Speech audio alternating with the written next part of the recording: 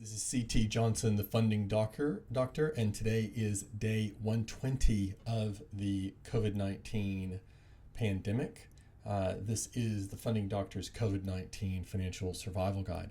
Today I wanted to talk about agricultural deals. I've had a number of agricultural deals come across my desk, and those work in a little bit different way.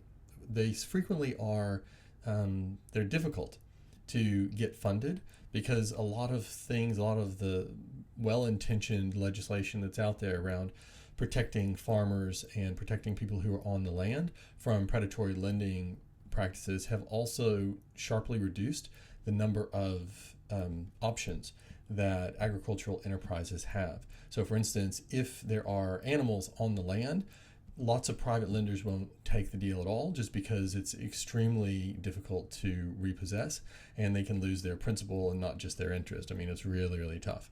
But that is not to say that there are not deals out there that will work. And in fact, that's one of the messages that I think is important to get across is there's sort of two things. One is that good deals can get funded. So if there is a good, compelling reason to do something in an agricultural setting, usually there is actually a solution for it. And a big part of that is thinking about the fact or expanding the number of possibilities away from just the big four banks.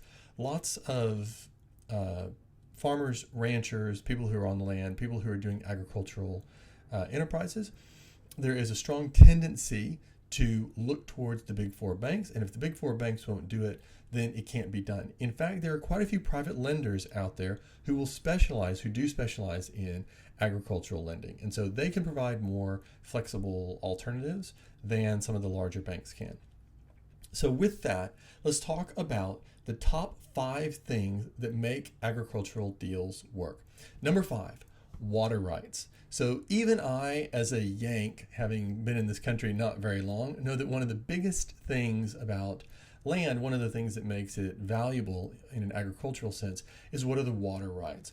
So if a piece of land has substantial water rights, that's a really, really great signal and something that will help the deal get done. If it doesn't, then that's a signal that it might be difficult to do.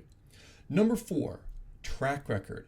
This is a way in which agricultural deals are significantly different from deals in an urban environment, particularly in construction deals, is that if there is a long track record for the agricultural enterprise, for instance, if it is a farm that has been in the family for several generations and currently you have the grandparents, the parents, and the children all working on it at the same time, that is actually a signal for success. And the reason is because it indicates that the enterprise knows what it's doing.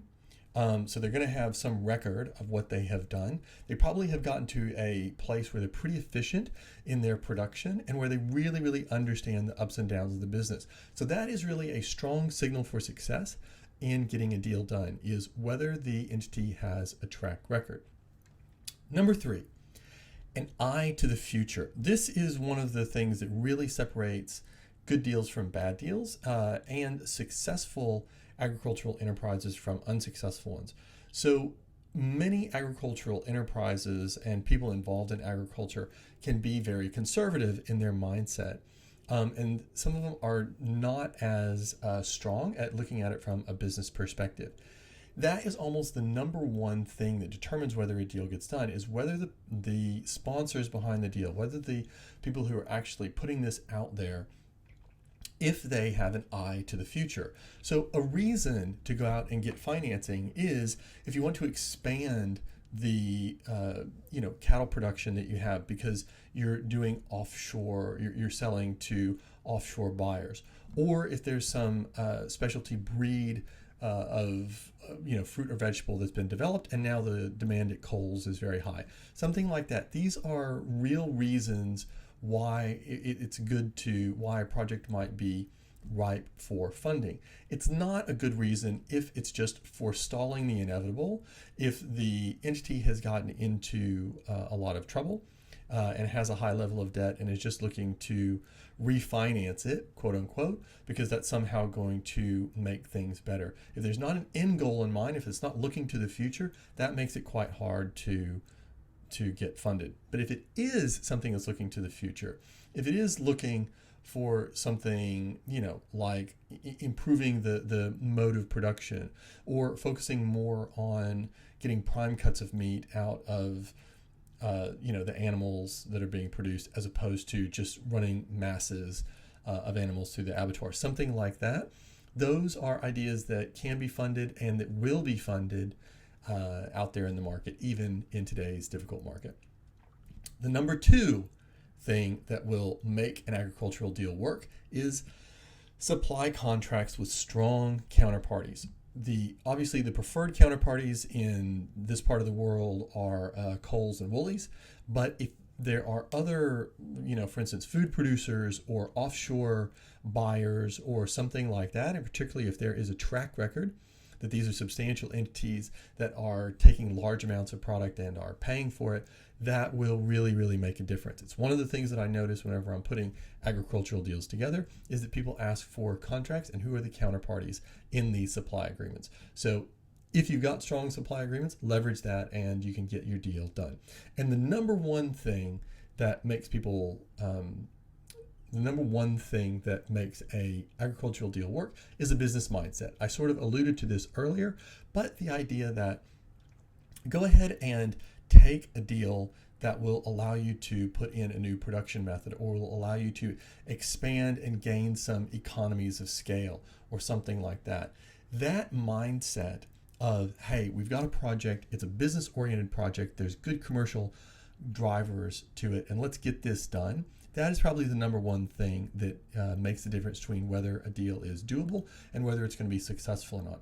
One of the things, unfortunately, that you run into a lot, and it's not just in the agricultural sector, it's in lots of sectors, is that you run into folks who they are penny wise and pound foolish. So they start focusing on making sure that they get the lowest possible lending rate, interest rate on the loan that they're taking out, and they totally disregard the time value.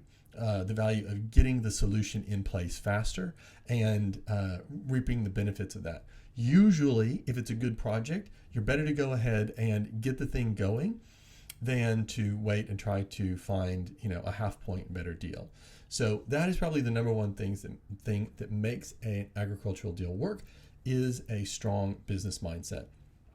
If you have an agricultural deal, I would love to hear from you. I would love to talk about that, as I've got some sources that are still active in the market and would really like to get into it. My name is CT Johnson, and I'm the Funding Doctor. Take care.